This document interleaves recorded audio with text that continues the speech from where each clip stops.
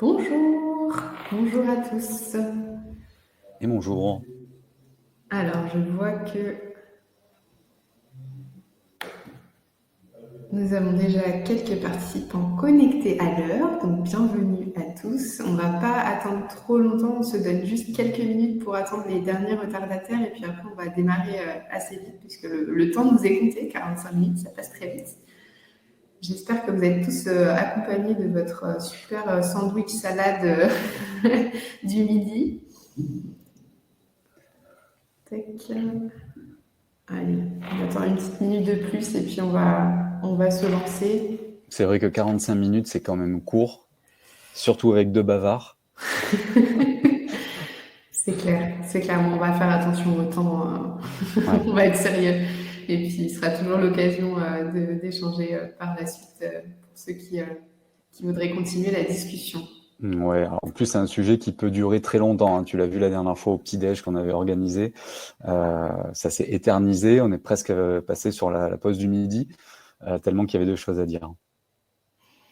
Ok, et ben je vous propose de démarrer sans plus attendre pour qu'on ne perde pas de temps sur ces minutes précieuses.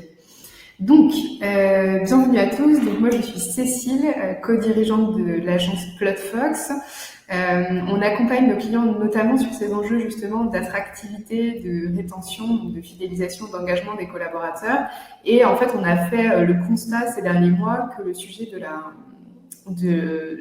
rémunération est devenu très très prégnant, notamment dans un contexte d'inflation.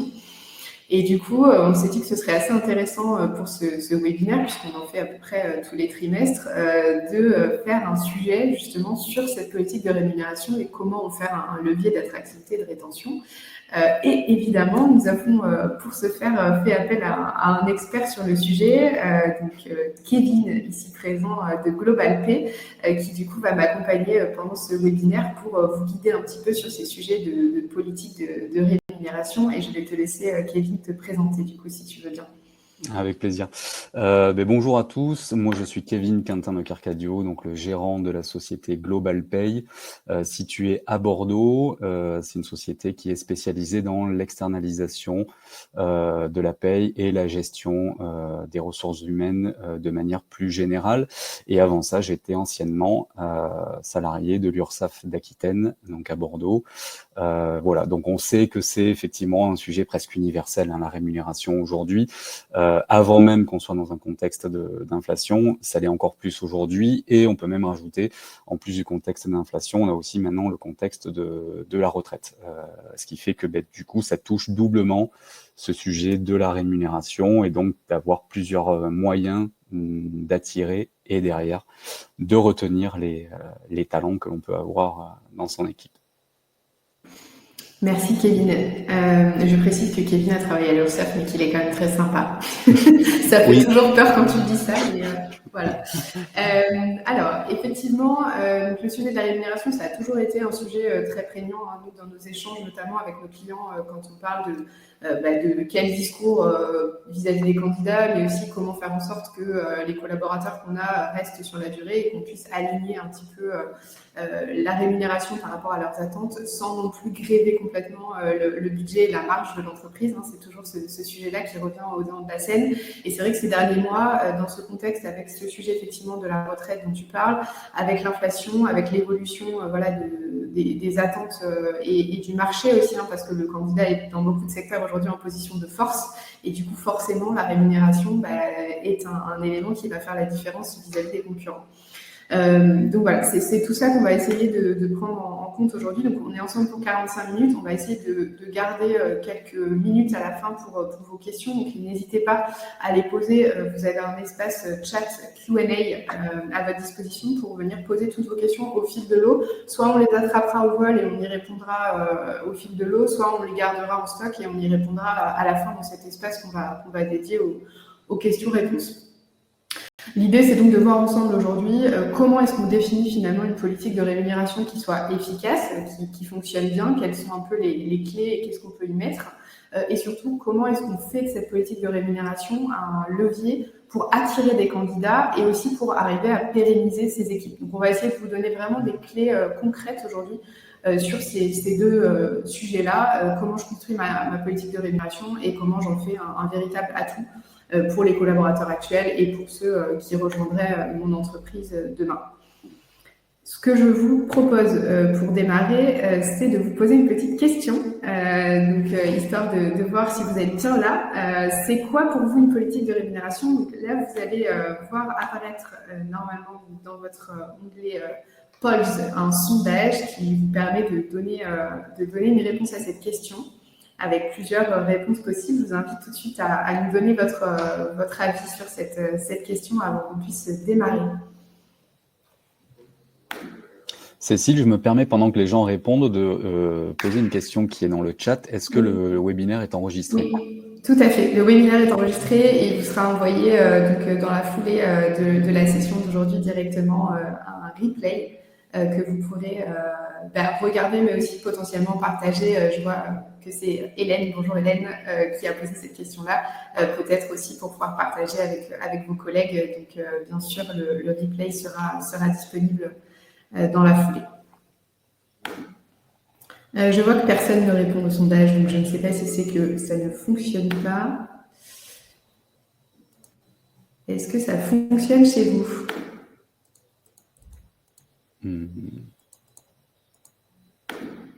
Oui, j'ai des gens qui répondent. Si, ça y est, oui. Je vois aussi des... Alors, effectivement, donc il y a une notion de grille salariale, de grandes orientations stratégiques et de dispositifs pour limiter les écarts de salaire.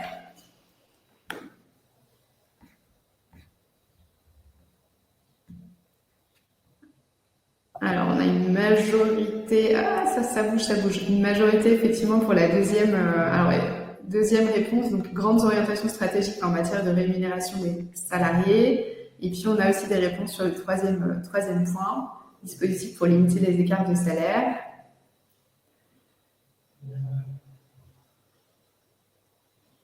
Super. Je pense que vous voyez aussi peut-être le résultat en live. Je vais clôturer de ce pas. Je pense que tout le monde a pu à peu près donner son avis. Voilà, donc on est à 7%, donc on a quand même quelques personnes qui ont répondu grille salariale. Donc effectivement, finalement, c'est une brique. Je vais te laisser la parole derrière, Kevin, tu vas nous en dire plus, mais c'est vraiment une brique de la politique de rémunération qui englobe vraiment tout ça. Donc la politique de REM, ce sont les grandes orientations stratégiques qui vont être prises en termes de rémunération dans l'entreprise.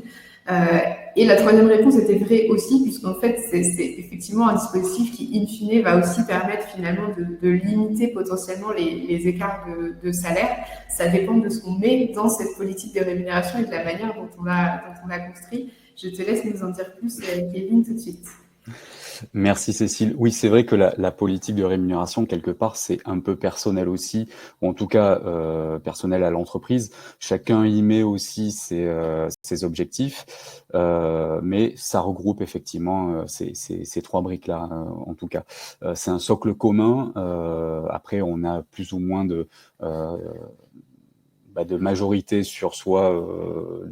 Limiter les écarts entre les hommes et les femmes, entre les classifications de salariés, etc. Ou alors, ça peut être quelque chose de très très simple avec simplement la grille de salaire de l'entreprise pour ceux qui ont des politiques de rémunération très simples. Donc ça, c'est assez personnel à l'entreprise. Il n'y a pas de bonne ou de mauvaise réponse. Je pense qu'après, c'est selon la sensibilité et les possibilités aussi de chaque entreprise.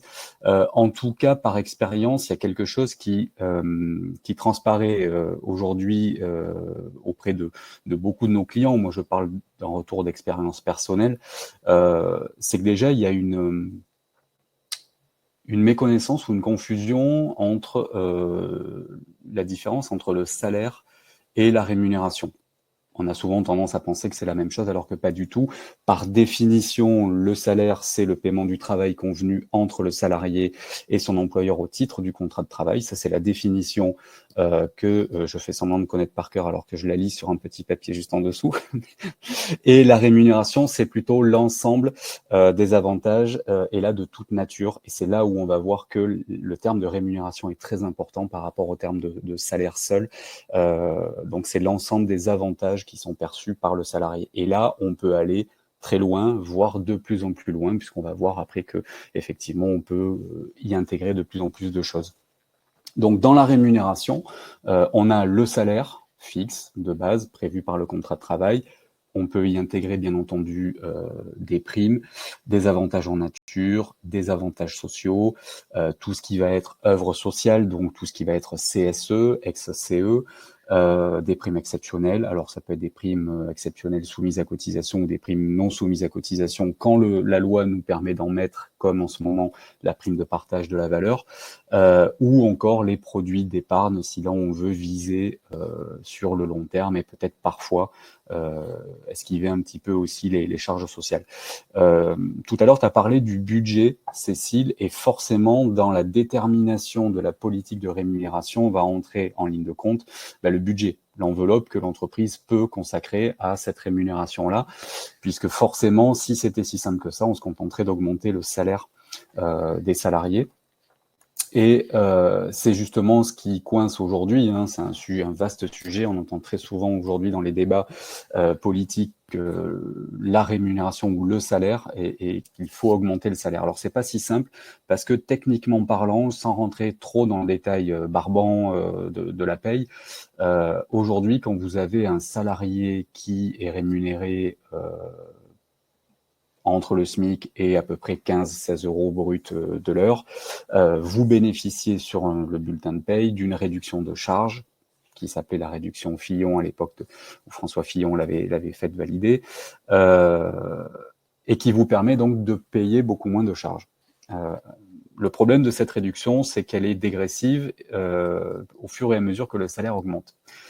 Donc il faut augmenter les salaires, oui, mais c'est pas si simple, parce que si on veut augmenter son salarié de 10%, on va avoir une augmentation proportionnelle, voire exponentielle de charges de peut-être non pas 10%, mais peut-être 15-20%.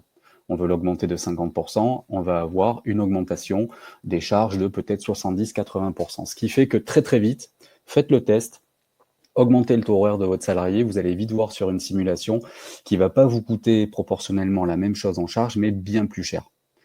Et ce mécanisme-là, on n'en parle jamais, le mécanisme de cette réduction, et c'est principalement lui qui va vous décourager derrière à augmenter le salaire de votre salarié, voire même à lui mettre des primes, parce que, à part quelques primes exceptionnelles, quasiment toutes les primes sont soumises à cotisation, elles entrent en gros dans le salaire de base du salarié, qui vous permet de bénéficier ou pas de cette réduction de charge. Donc en gros, augmenter le salaire du salarié coûte beaucoup plus cher que ce qu'on imagine, pareil avec le versement de primes.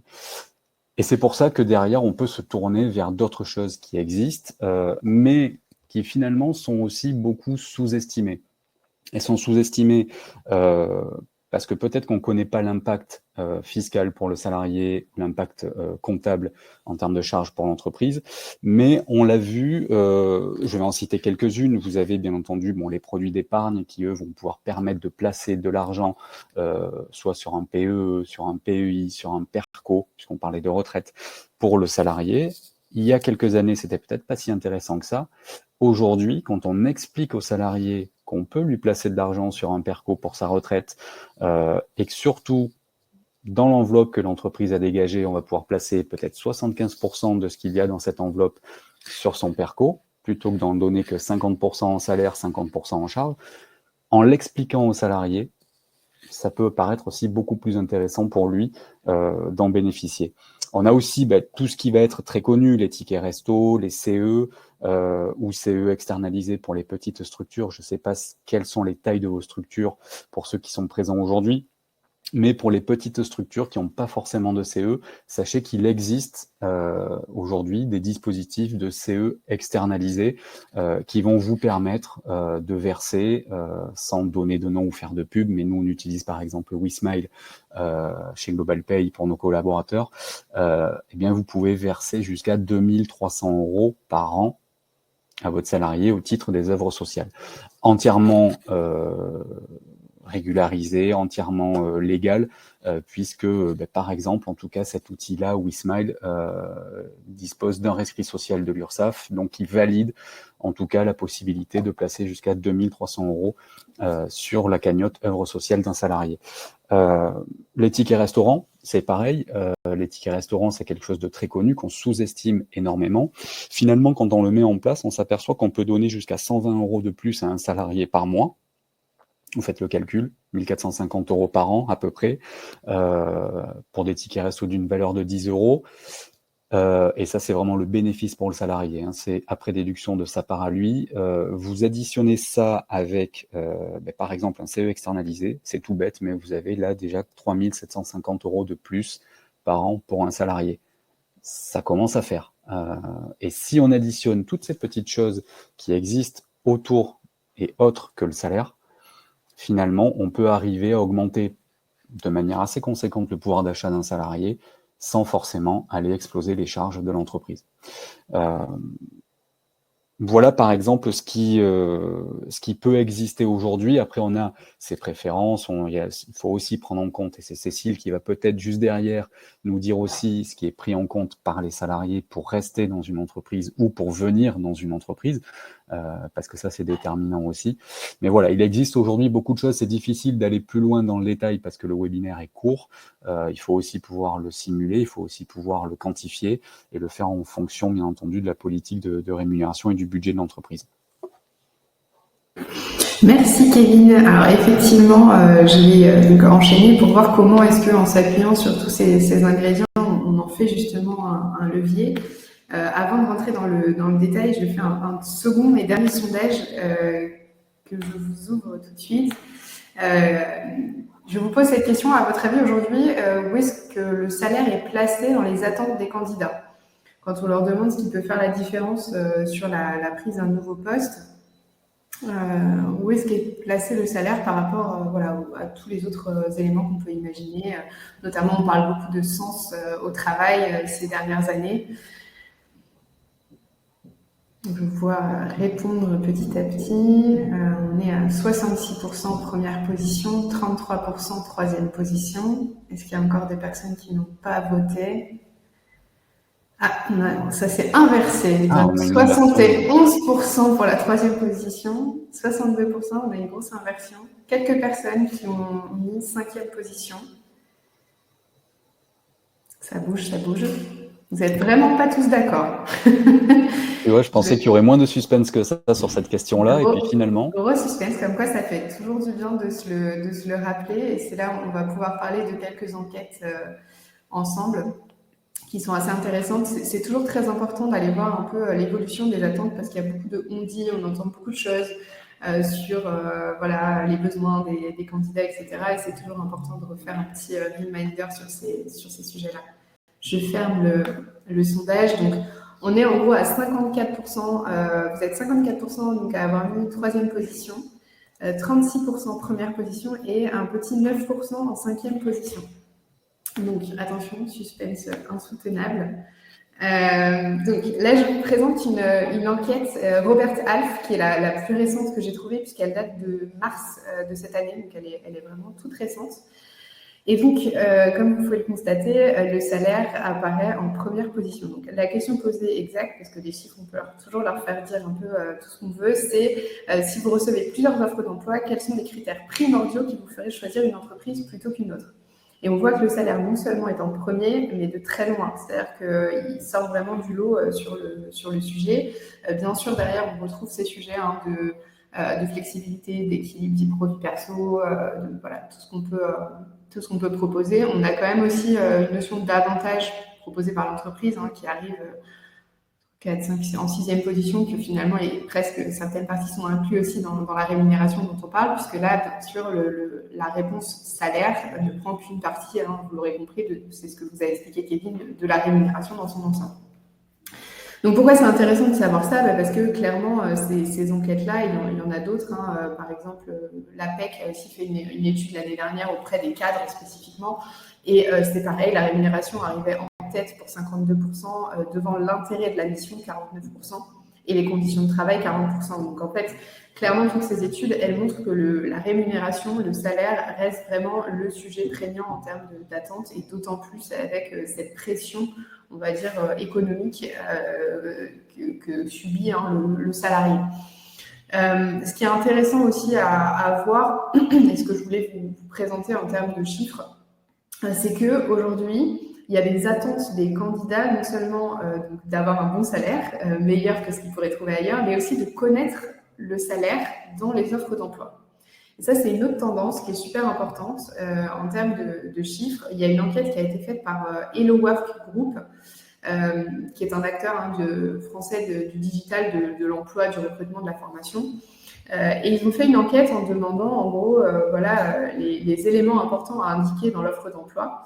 Et pour 87% des candidats, le salaire est l'élément important primordial. Donc, c'est le plus cité parmi les éléments importants à faire figurer dans une offre d'emploi. Et près de la moitié des candidats, 45%, sont moins susceptibles de postuler s'il n'y a pas l'indication du salaire. Donc, c'est assez révélateur d'une situation où on a un décrochage aujourd'hui entre les attentes des collaborateurs et la réalité du terrain, puisque il y a à peu près une entreprise sur 3 qui n'indique jamais le salaire dans ses offres d'emploi, et il est indiqué de manière systématique, donc sur toutes les offres d'emploi, seulement par un tiers de l'entreprise.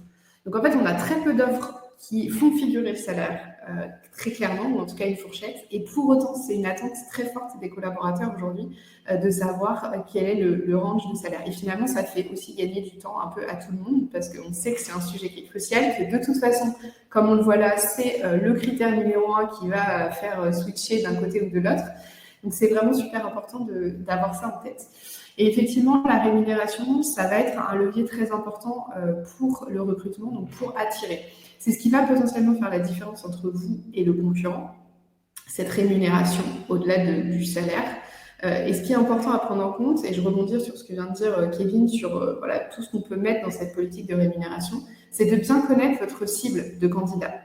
Parce que, en fonction des personnes à qui on s'adresse, les composantes de ce qu'on va mettre dans la rémunération vont pouvoir faire mouche plutôt auprès de certaines catégories de population que d'autres. Je prends un exemple, si vous savez que dans vos cibles, vous êtes plutôt sur des jeunes diplômés, peut-être que toutes ces solutions en termes de retraite qui est possible de mettre en place aujourd'hui vont avoir une résonance un peu moindre, même si on le sait, la retraite, ça se prépare dès le plus jeune âge, etc. Néanmoins, ça ne sera forcément pas l'argument qui va le plus faire la différence auprès de ces publics de jeunes diplômés. Inversement, si vous êtes sur des publics un peu plus avancés, peut-être que oui. Pareil sur des aides, typiquement des aides en lien avec la parentalité. Si vous êtes sur une tranche d'âge qui effectivement va être concernée par ces problématiques, là, ça vaut le coup de mettre en place ces aides-là. Si par autant vous êtes sur des publics qui ont déjà 50 ans passés, clairement, on n'est peut-être pas sur le bon ingrédient de votre politique de rémunération. Donc l'attractivité de la politique de rémunération, oui, clairement, c'est un des éléments forts en termes d'attractivité. Mais il faut bien choisir les ingrédients qu'on met à l'intérieur et ça suppose de bien connaître sa cible, de savoir à quel candidat je cherche à m'adresser et du coup de composer sa politique de rémunération en fonction de ça, mais aussi et surtout de choisir dans nos communications ce qu'on va mettre en avant au sein de cette politique de rémunération. C'est-à-dire que peut-être que j'ai effectivement des éléments qui concernent la retraite, parce que parmi les personnes en interne que j'ai, ça va les concerner, donc j'ai cet ingrédient-là, mais que dans les communications que je fais pour un poste en particulier, par exemple sur une offre d'emploi, je ne vais pas forcément le mettre en avant, je ne vais pas en parler parce que je sais que ma cible ne va pas être intéressée par ce levier-là. Voilà, donc c'est un des éléments importants à garder en tête. Et ensuite, pour la notion de fidélisation, de rétention et d'engagement, là, on est plutôt sur une notion de progression, c'est-à-dire comment est-ce que le collaborateur il s'y retrouve et comment la rémunération, elle l'accompagne sur son évolution à lui au sein de l'entreprise, mais aussi dans sa vie personnelle. C'est-à-dire que peut-être que je suis rentrée, moi, en tant que jeune diplômée, j'avais des attentes en termes de composition de ma rémunération, et peut-être que je suis là dans l'entreprise depuis 5 ans, soyons fous, et que du coup, j'avais 25 ans quand je suis rentrée, maintenant j'en ai 30, j'ai un enfant, et du coup, ma situation perso, elle a changé. Donc, il y a l'évolution au sein de l'entreprise en fonction de ma seniorité, mais il y a aussi l'évolution de ma situation personnelle. Et comment cette politique de REM, elle arrive à accompagner effectivement l'évolution de cette personne-là au sein de l'entreprise pour éviter que finalement, elle aille chez le concurrent. Avec un package du coup de rémunération qui serait potentiellement plus intéressant ailleurs. Et il y a une notion aussi de communication sur tous ces éléments, parce que forcément l'herbe est toujours plus verte chez le voisin, donc on va être alléché, potentiellement votre collaborateur va être alléché par une proposition de salaire très élevée ailleurs, sans forcément se rendre compte que dans son package actuel, il y a déjà plein d'éléments qui finalement sont très intéressants pour lui. Donc c'est aussi un élément toujours à avoir en tête, donner des perspectives un peu d'évolution, créer un intérêt financier à rester longtemps dans l'entreprise et bien communiquer dessus. Attention néanmoins, je fais quand même une petite parenthèse avant de clôturer ce petit chapitre. Le salaire ne fait pas tout. C'est-à-dire qu'aujourd'hui, on est sur un webinaire sur la rémunération et le salaire, donc bien sûr, c'est un élément prégnant. Attention, parce que nous, on est confrontés à certains clients qui, en fait, ont tout misé sur ça, qui se disent, bon, bah, en gros, nous, on paye bien nos gars, donc on part du principe qu'ils sont bien et qu'ils vont rester. Alors aujourd'hui, oui, le salaire est un élément prioritaire, mais si vous avez que le salaire et que tout le reste ne suit pas, et notamment les conditions de travail, le sens, etc., mais vous allez quand même potentiellement perdre des gens. Donc oui, c'est important, mais ça ne suffit pas. Et je vais m'arrêter là, je te repasse la parole, Kevin, pour la suite. Merci Cécile, tu me fais une super passe décisive. C'est incroyable, on aurait dit qu'on s'était entraîné avant. Ouais, alors tu fais tout à fait bien de le dire. Moi, j'avais quelques conseils, si je pouvais me permettre, sur la constitution de la politique de rémunération. Là, je parle vraiment que de ma partie à moi. Vous le voyez à l'écran.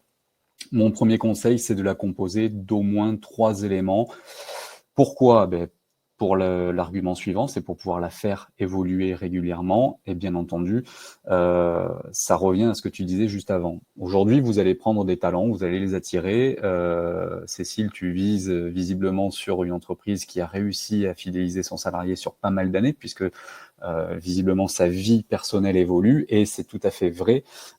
Pour éviter de se retrouver un peu coincé face à un concurrent qui va proposer, pourquoi pas, la même chose que vous, mais avec quelques avantages de vie personnelle, peut-être la possibilité de télétravail, peut-être la possibilité de prendre en charge, je sais pas, une partie de la crèche des enfants, ou en tout cas de participer aussi à tout ce qui va être embauche de personnes à domicile, que ce soit une nounou, que ce soit un jardinier, etc. Tout ce qui peut vous dégager du temps, vous faciliter le confort de vie personnel, ça entre aussi en ligne de compte.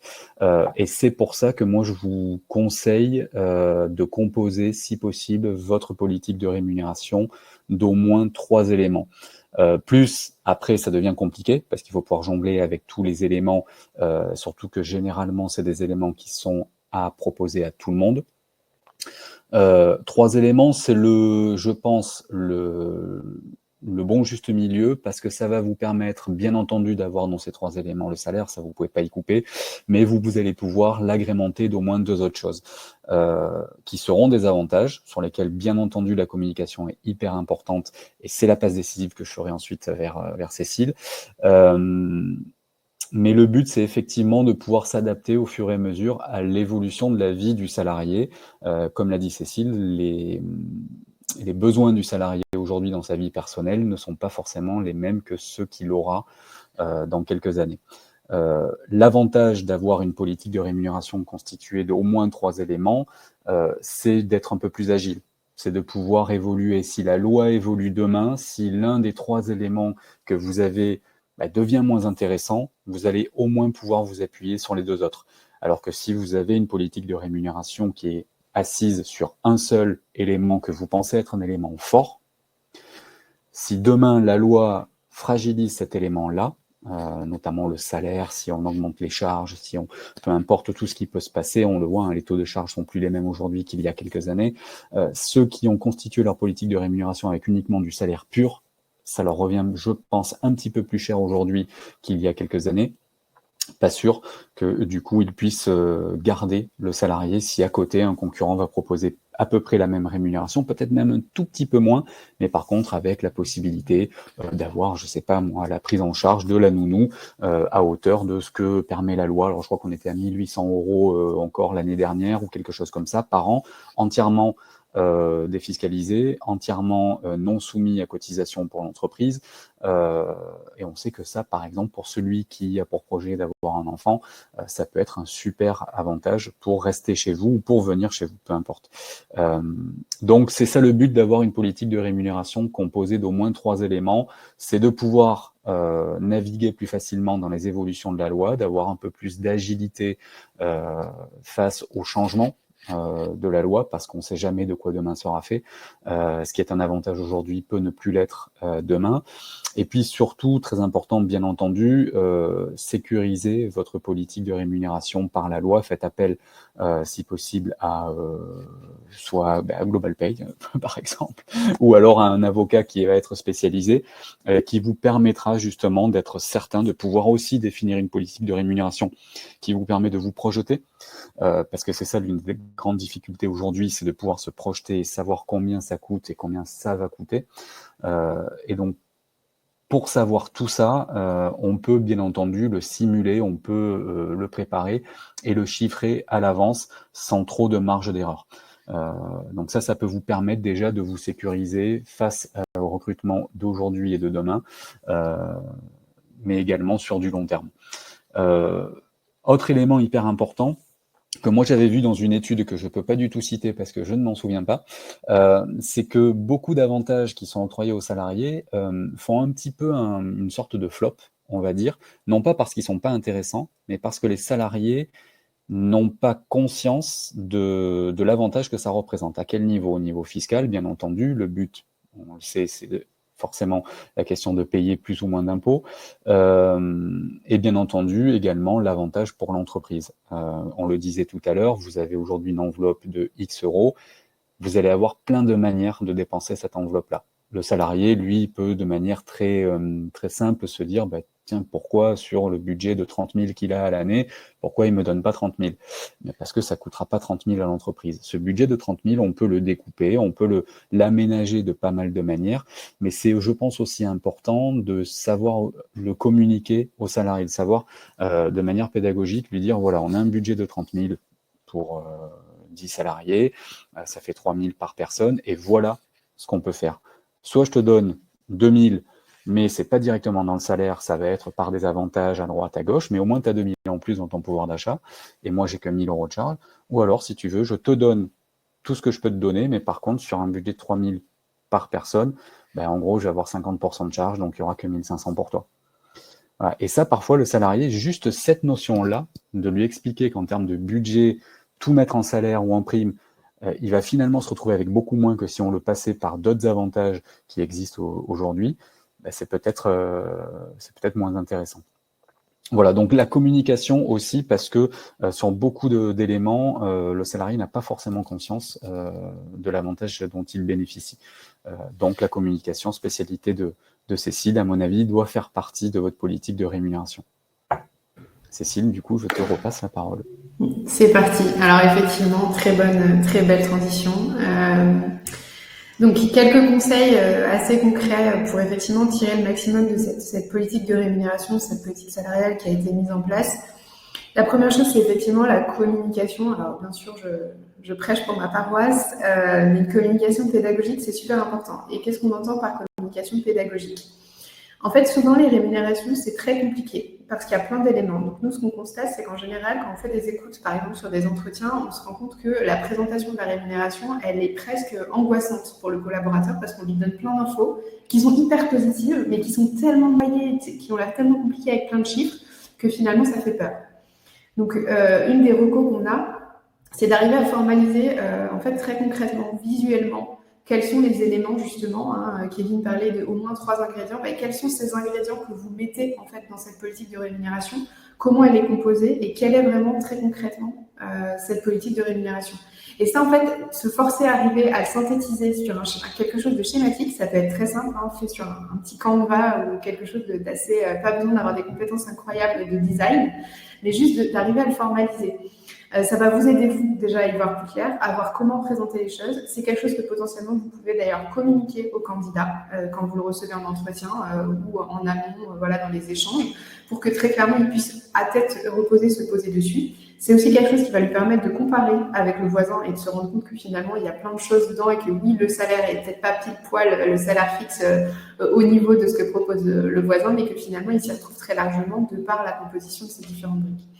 Donc il y a cet aspect écrit et puis il y a un aspect aussi oral, c'est-à-dire qu'il ne faut pas hésiter à organiser. Je pense notamment il y a des entreprises qui mettent en place des politiques d'intéressement.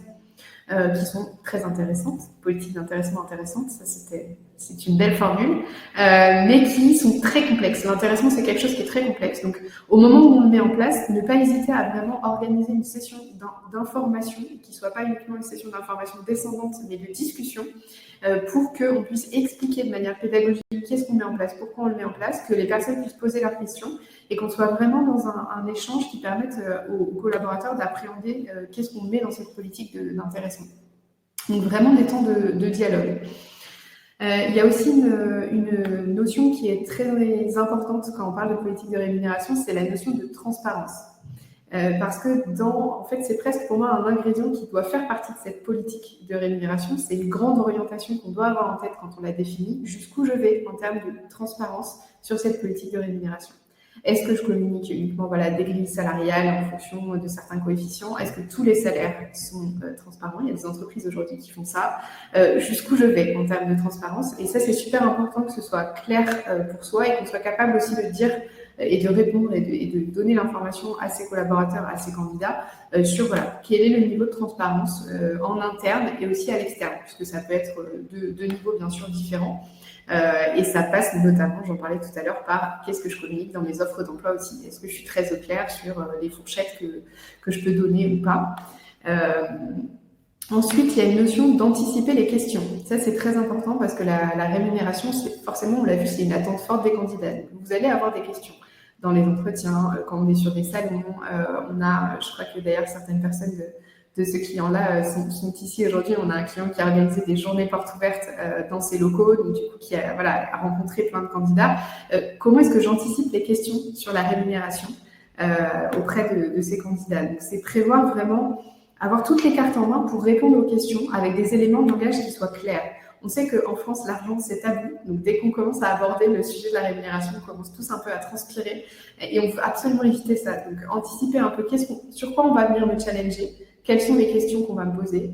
Encore une fois, il ne faut pas rougir parce qu'on ne peut pas être, en tant qu'employeur, on ne peut pas être partout. On ne peut pas cocher toutes les cases, on ne peut pas répondre à toutes les attentes de tout le monde.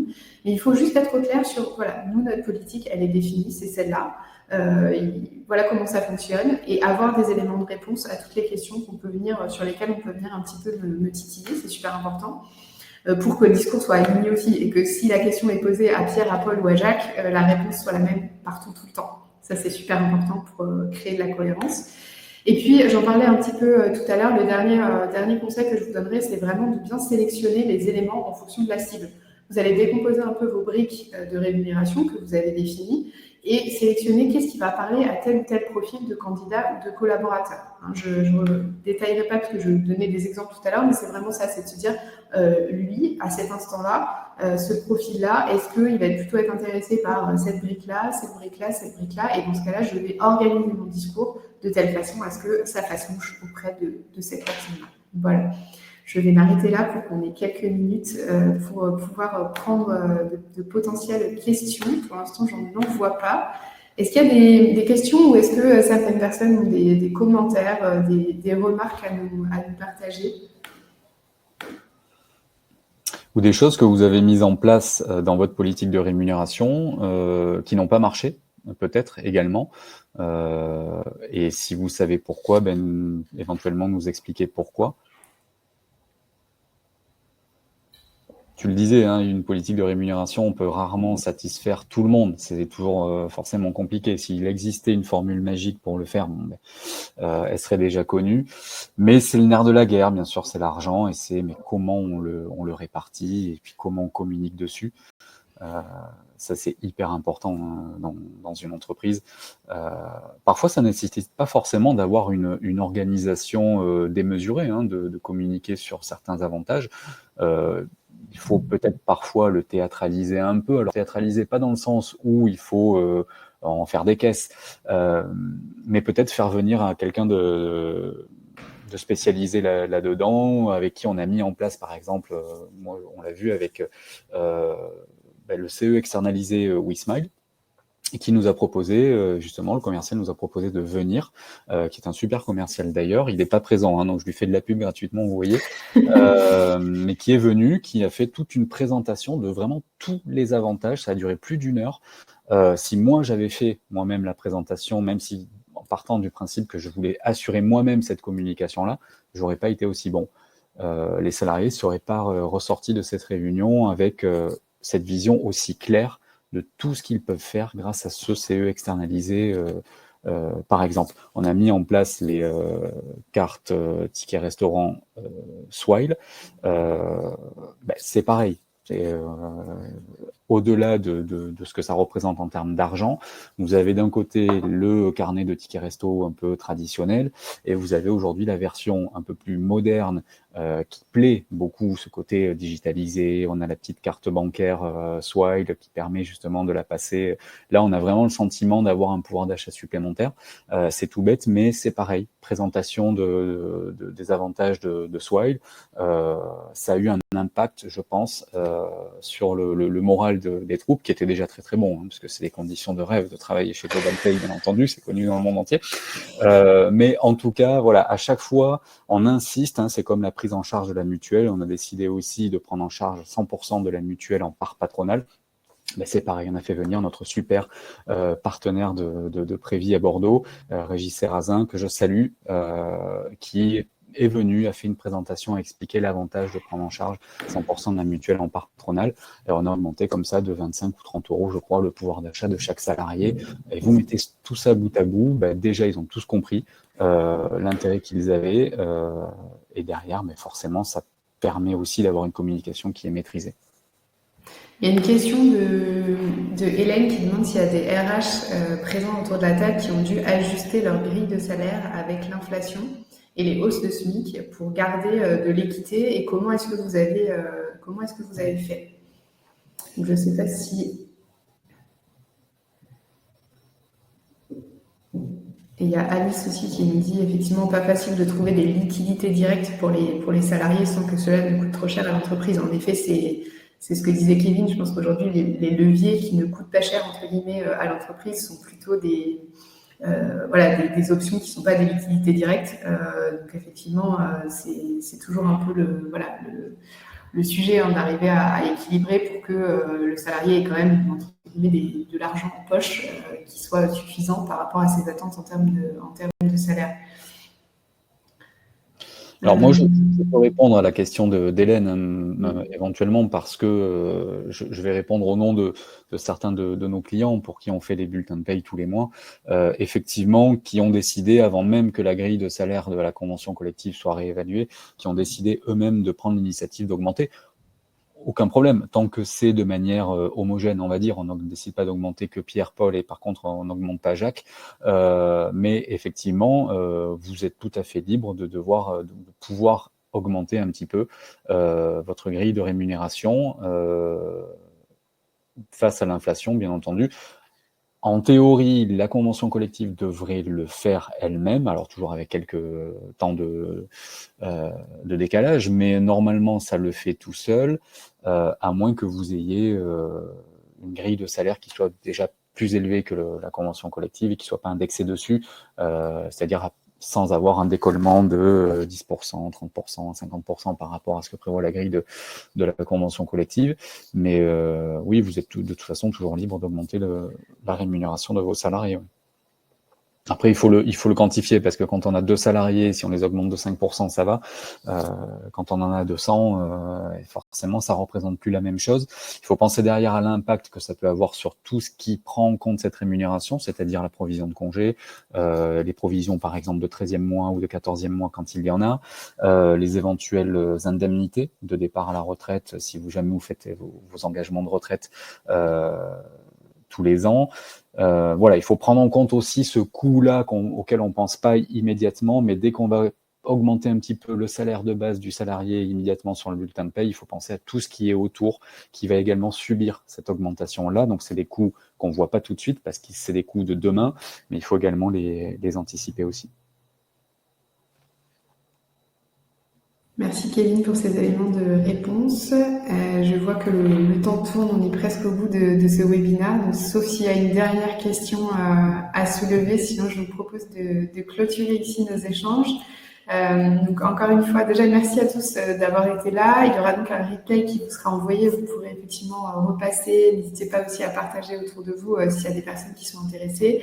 Et puis on sera toujours effectivement disponible, Kevin ou moi pour aller plus loin sur certaines questions si certains en ressentent le besoin. Donc voilà, je remercie vraiment Kevin d'avoir été présent ce midi. C'était très intéressant de pouvoir mener ce webinaire ensemble. Et je vous souhaite un très bon appétit pour ceux qui n'ont pas encore eu la chance de déjeuner comme c'est mon cas. Et je vous dis à très bientôt. Merci Cécile pour l'invitation et merci à tous d'être venus. Au revoir. À bientôt, au revoir.